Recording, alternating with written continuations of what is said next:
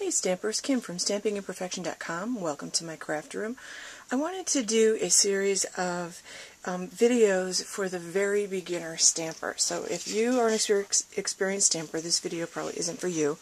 On my website under the lesson 1, I'll give you what I think are the basics you need to get started. Now, the next thing I just want to show you is just how to stamp. 2 things you need to know: how to stamp and how to clean up your stamps. So, if I were to start with my stamp pad, the Stampin' Up! Stamp pads slide. So I keep my fingers on the front of this, and I put my thumb on the back, and the top just slides this way, and then it flips over, and I push this in like that and lock it in place so I can stamp with it. Okay, so to ink it up, the new stamp pads, you don't have to pounce. You used to have to pounce a lot. I just stamp it and I look at it and I'm making sure that I have kind of even coverage all the way around. When you stamp on your paper, you want to stamp straight down, and you don't want to rock the stamp back and forth, but I use my finger just like this to apply even pressure all the way around, and you get a beautifully stamped image. You stamp down, apply even pressure, pull the stamp straight up just like that. Now, why I tell you not to rock is you can see there's ink around the edges of the image. I don't want that on my paper.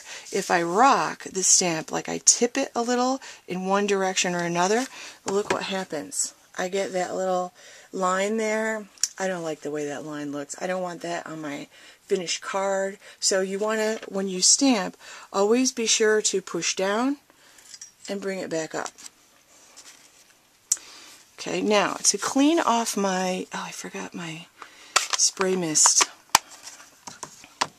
To clean off my cards, I have a stamping scrub, which I've already sprayed with the stamp cleaner. The stamping mist, I just spritz it, and I left that upstairs in my actual stamping room.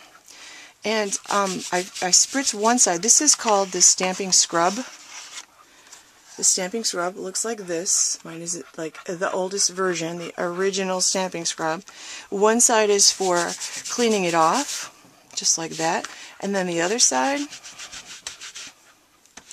is the dry, and you just rub it on the dry side and you clean your ink off. And when I'm all done stamping and I go to put this away, I use a paper towel or something to also clean my clear block. Okay, so that these stick next time I want. Now, I also adhered some. Stampin' Up! Sells these grid marks, these sticky grid marks for the clear mount stamps. I also have those on there.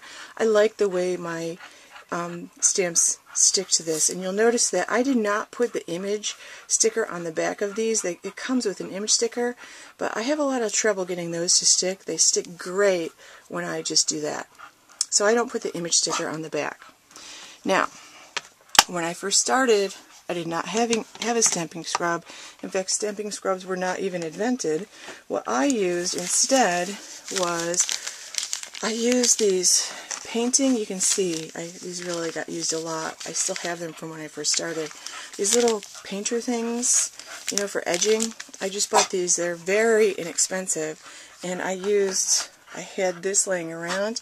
I just used this on the inside, scrubbed it, and I kept cruddy dishcloths on this side. So this was the wet part, this was the part where I dried it. So that's a good way to get started.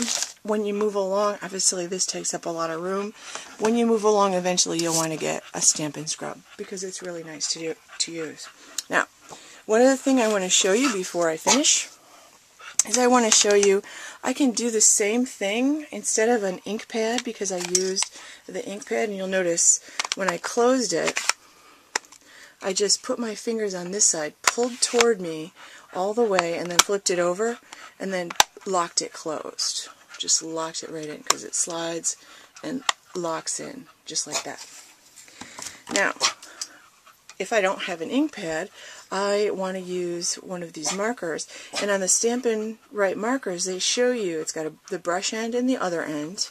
I want the brush end, and when I color my stamps, I use the side of my brush end. I don't want to color like this because it'll ruin the tip.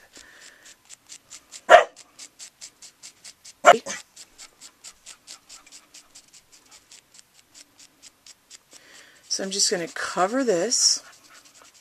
And you can put several different colors on it at once. That's a fun thing about using the markers. I could color parts of it with one color and then parts of it with another. Always start with your lightest color marker first and then your darker color. And then you need to, the inks dry pretty quickly, so you need to re-moisten it either by spritzing it with water, which will give you a watercolor effect, or huff on it. Like that. Just breathe on it. Stamp straight down. Pull back, and you get just as beautiful an image with the Stampin' Right marker. I'm going to clean it exactly the same way, but those are basic stamping techniques. Ink it up, push straight down, apply pressure, hold it there for a couple of seconds, pull straight back up, and you get beautiful images. And don't rock the boat. Don't rock the clear block. Okay? Using a wooden stamp set works exactly the same way. So go to stampingimperfection.com. I'll have some written instructions there for you. This video will be there for you. You can watch it again. And I'll also have some recommendations for products I think new stampers would really like. So check out my virtual club while you're there. It's a great way to start stamping, especially if you're stamping on a budget. My virtual club, purchase $35 worth of product from my online store every month between the 1st and the 10th of the month.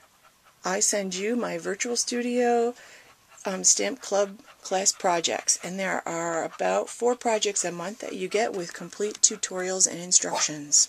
Stampingimperfection.com. Thanks for watching.